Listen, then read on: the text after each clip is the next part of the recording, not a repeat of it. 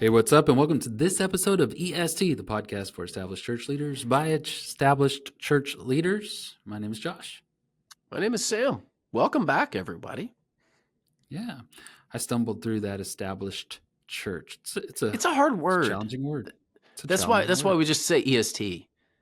It's not extra sensory, whatever. It's not. When we first got started, everyone was like, "What is this about?" And like, it's established. It stands for established. Is there any words that you've ran across in the Bible that are just hard for you to say or spell? I always struggle with Deuteronomy, and I think I've gotten it figured out. E before you. Deuteronomy's hard. Pharaoh doesn't make sense to me. Caesar. The A and the E. Caesar. I think I have that right. There you go. Challenging words. All right. I know a software that will help your church, but will not help your vocabulary. You know what word is the hardest word for me to pronounce? And I, as a communicator, I feel embarrassed that I cannot say this word. I'll tell you mine after you tell me. Familiarity. Like, I can never say that word. I don't say it because if I'm like using it in a sentence and I'm not really thinking about it, it's just like familiar. Like I just can't. You're very familiar with it. Yeah, you'll get familiar with it. I say, the piece of paper at a dining setting that you might draw plans on, but you might wipe your mouth with. I don't know the right way to say that word. In my mind, well, it's either napkin or knack-pin, and it has forever been crossed in my mind, and I say it wrong every time. And every time I say it, I second guess myself. So yeah. Well, we'll set some familiarity with the napkin. Knack-pins. All right, let's talk about church teams. Yeah. Church team sponsoring today's episode. You should go get their free offer at est.church. They have a software solution for you, no matter what size your church, whether you are, a church plant just getting started, whether you are a smaller church or whether you are a large church. They have a scalable system and a pricing point that is scalable as well. I love how they set everything up. That way they can serve any size church. So go to est.church. There's a landing page there. You can fill out a form, take you no time at all. And they will follow up with you. And I think they've got a 2-month free offer. So, they've been doing that for a while for us, and they want to do it for you, the listener. And they're not only being generous, they're also, sponsoring today's episode. So thank you, church teams. Yeah, thank you very much. All right, so 2 things have happened to me recently. Yesterday, I was at a lunch, and a newish pastor of another church just met him, and almost the third thing out of his mouth was, I think we might need to relocate. Their church may need to relocate. And then I had a lunch with some Texas Baptist pastors here recently, and the guy sharing talked about their story of moving a church. I mean, it's 180-year-old church, very historic downtown campus. They sold that off, moved to, right next to one of the major highways here in the Metroplex. So it's all on my brain on when you might want to relocate, and some reasons why you may not want to. Just hold the ground. Like, one of the things I often think about is First Baptist Church Dallas. They fought a trend of churches that were all moving out to the suburbs. There were years there where it would look like they needed to. They didn't. And now they own some of the most prime real estate of any church in the nation. So I don't know. Sam, what do you think? When are some reasons to maybe consider this? All right. So I have a very specific opinion. Okay. And I think that most cases, 9 out of 10, 19 out of 20, I don't know what the number is, but a significant majority of churches should not relocate, because most of the time the relocation motive is, we just need to get out of this neighborhood. It's not the neighborhood we want to be in. And it is an anti-missional mindset. So God gave you an address. He gave you that address for a reason. It's so that your church would do ministry there.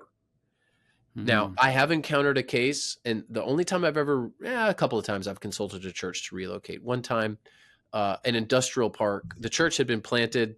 It was a rural community, and then an industrial park literally went completely around the church, and you Wow. couldn't find the church. It was buried in industry. They didn't have houses around them.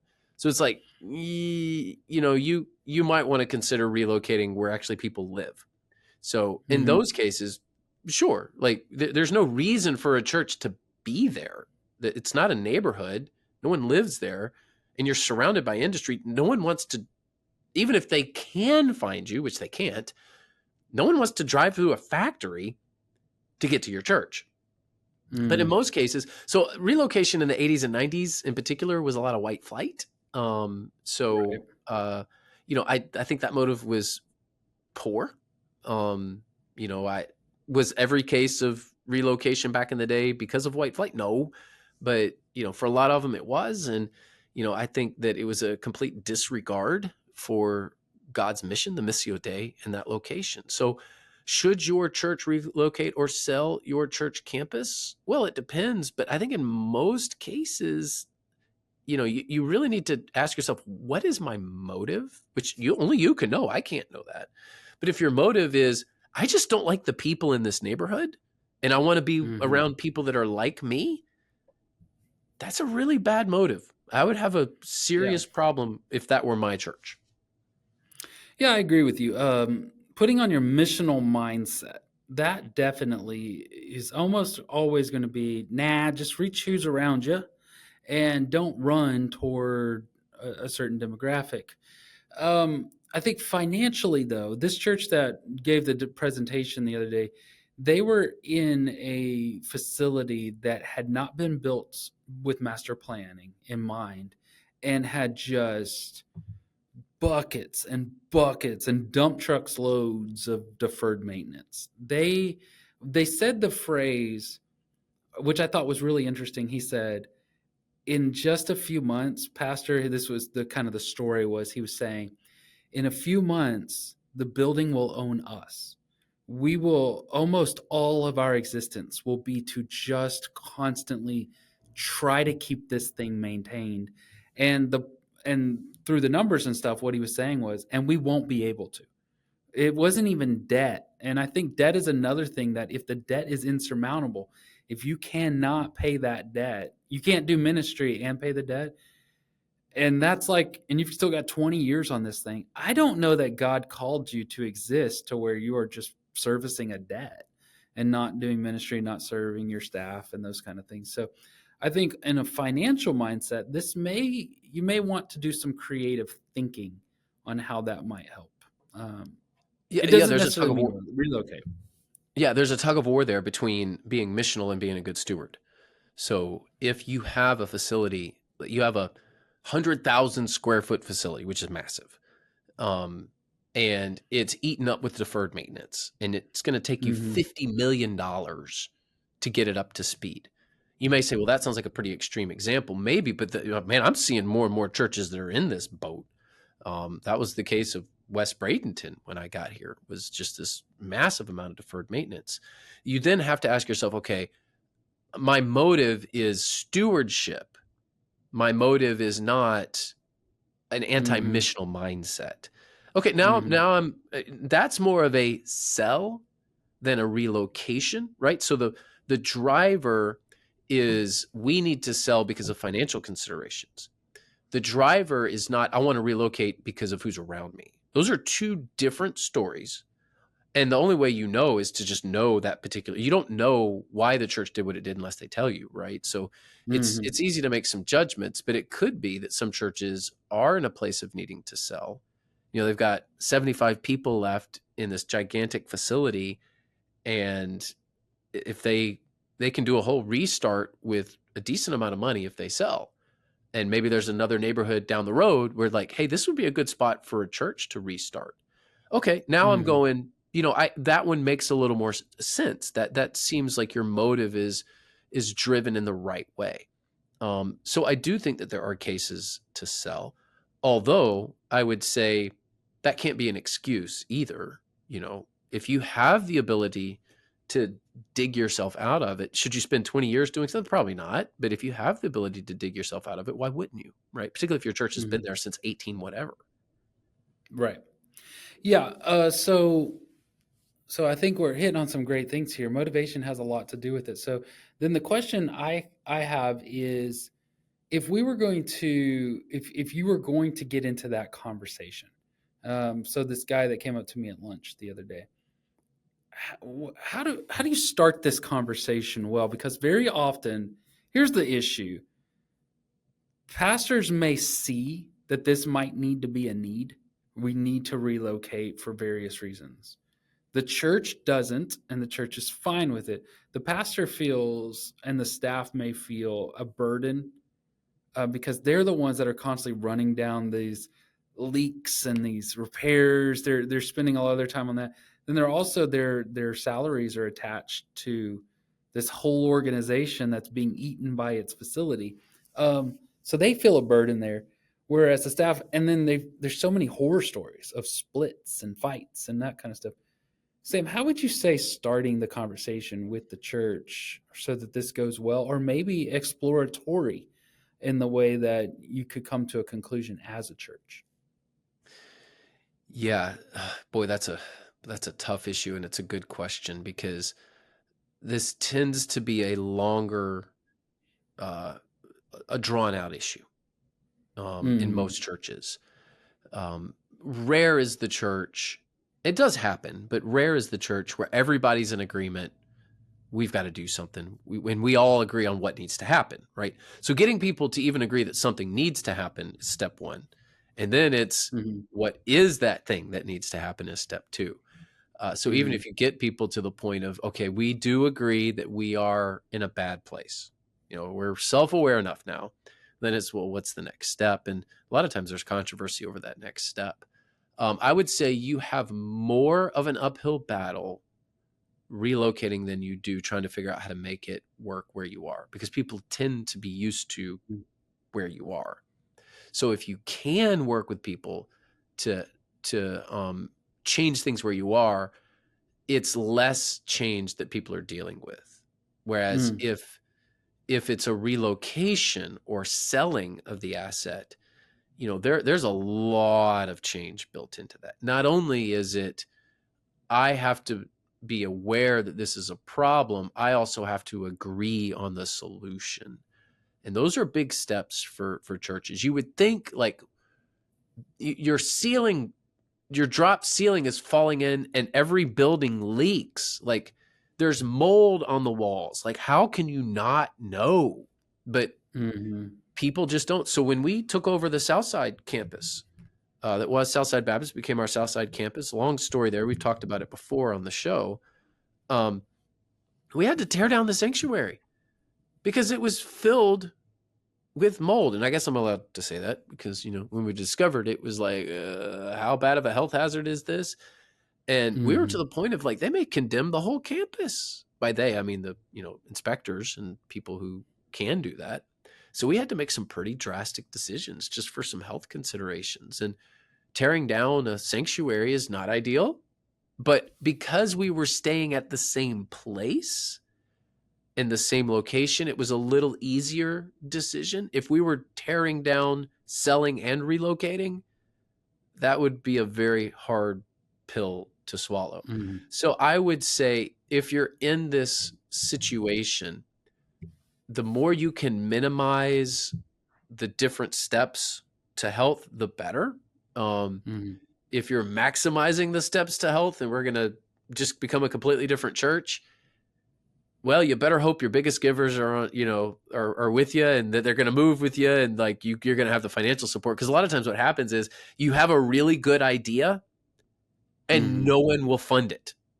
It Yeah. doesn't matter. It doesn't matter if you have a really good idea if no one's going to fund it, right? So you Right. have to make some compromises. And unfortunately, the people that flail the most, that flounder the most, the pastors that struggle the most with these decisions are the idealists who think that they have to have their way and that their vision Yeah, has right. got to be what it is. Unless you've got the big deep pockets that can fund it, it's not going to happen. Yeah, I would just say we need to start at a true place. And I would break it down in a couple of different things. True cost, true time, and true vision. And so the vision you're hitting on right there is very helpful because sometimes in these baby conversations, and I've had these conversations with other pastors and ministers, and they're talking about this, and I'm like, what are you like? What are you trying to do? When they start sharing all this kind of stuff, and I'm like, man, that sounds cool, but what are you trying to do? And they start painting this picture of this like really modern, cool building, and I'm like, that's neat, but is that like your goal? Is that important? I watched a show the other day. I can't even remember the name of the show, and I only watched one episode out of like 6 because it was just so boring. But there was this one line that stuck with me. Um, One of the guys, he's a CEO. He asked his lawyer, "Do you think I could beat up the rival CEO?" And the lawyer goes, "Excuse me?" And he says, "Do you think I could beat him up, like physically, if I fought him?" And the lawyer just stopped for a minute and looked at him and says, "Is that important?" And then just walked away. And I thought it was such a great line because so much of the things that people get stuck on are not really all that important. And so, yeah, you can have a like the coolest, most modern building. Awesome. In 10 years, it's out of date. Like if that's what you were trying to do, is it important? So like a true vision helps. The other thing that's very helpful is a true cost. And I say this on both sides of the equation for the people that want to move and the people that don't want to move. For the people who want to move, they're very often they lowball the cost that it takes to build a new building or renovate a space or these kind of things. And it's always very like, well, I don't know. My sister-in-law just bought a lot and they bought it for 30,000 and it took them 6 months to build their house. So I'm t- okay, if you're basing it on somebody you know or you yourself built a home, it's not even the same game. It takes so much longer. So much longer to build. It also costs so much more money. And so there's so many more factors in there where people are like, we could pay this or we could sell this thing for $1 million, our church, and another one's just going to cost another $1 million to build the same thing, right? No, wrong. Another true cost that people don't often consider is usually only churches want church buildings. And so if you've got this old dilapidated church, a grocery store doesn't want that, a apartment complex doesn't want that, a housing development doesn't want that. They're going to tear it down. They're only buying the dirt. And so that big, nice stained glass building that you have doesn't have the value on the real estate market that you think it does. So there's true cost, there's true time. And what I mean by true time is there's usually a strategy that's like, if we change here, if we change our approach and our mission and our values here, we could still utilize this facility and pull this thing out and turn it around. That takes time. A lot of times that'll take 3 to 4, maybe 5 years to really take its root and yield fruit. And so the question is, can we afford to keep this thing for 5 years before it's turned around? And if you can't, then maybe it's time to think about relocating. And when you start putting those equations to go, okay, a new vision would possibly turn this church around in 3 years.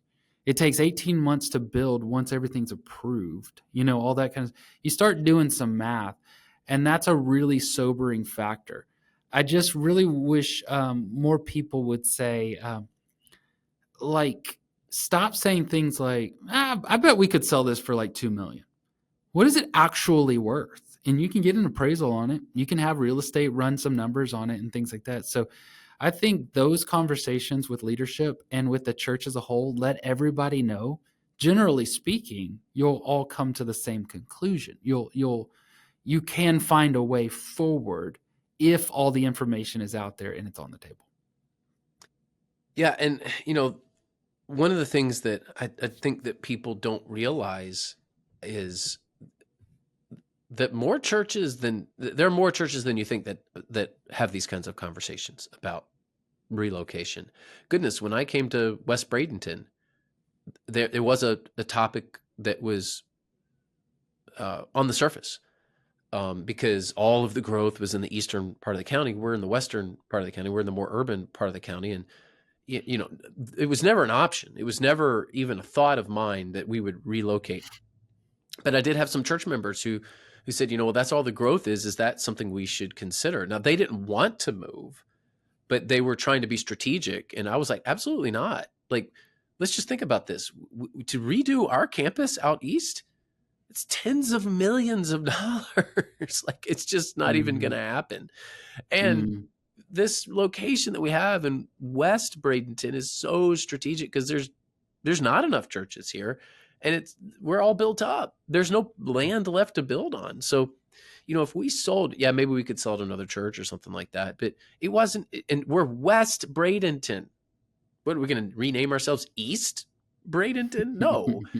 But I bring that up only because even here at my church is an example of every reason not to ever even think about selling or relocating. There is zero reason for us to ever consider another location.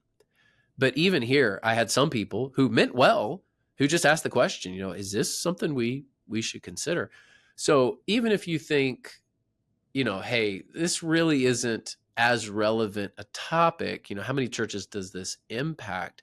There's always the temptation to move out to the part of a community that seems to be the growing suburb, if you will. Now, there are churches that do need to be planted out there, and maybe you put a site or a campus out there. There are plenty of churches that do that, but a pure sell and relocate, I think it needs to be off the table for most cases. I would say I think it always needs to be on the table, but it needs to be put in its proper place. I think that a lot of people jump to it like the first option, and I don't think it needs to be the first option. Like, are you true to your mission? Are you reaching your neighbors? Are you good stewards of what you have? Like, are you doing other things to lessen the cost? Have you tried to partner? If in some cases, well, we just have this huge facility. Well, great. Have you rented it out to other church plants? Have you partnered with other church plants and other ministries and other groups? And maybe it's more of a mission center than just one church's headquarters. There's a bunch of other things that can turn really missional. Be creative. It's a resource. It's a tool you have, especially if you don't have debt. If you don't have debt and you're just like, we don't like this one anymore, we're going to build a big one out there and you're going to acquire this debt. Man, I think you're thinking about that all wrong. You're acquiring debt. You're limiting ministry and resources and things like that. Maybe just put some money into what you have instead of relocating out. So I think it's an option. I think in areas like Dallas-Fort Worth, where real estate is going through the roof and it becomes much, much more attractive for people. But at the same time, I think it should be probably the last option, well thought through last option. So that's all the time we got. You got anything else? Good word, Josh King. No, it is Wednesday night and we have dinner on the grounds. We're kicking it old school tonight. So that's what I'm going to go do. I have finance team meeting. So that's what I'm going to go do. And I look forward to it. I like it. It's a fun time. But thank you so much for listening to us. We're excited that you did. Hope that you're making missional and financially savvy decisions and hope that we can help. We'll catch you next week.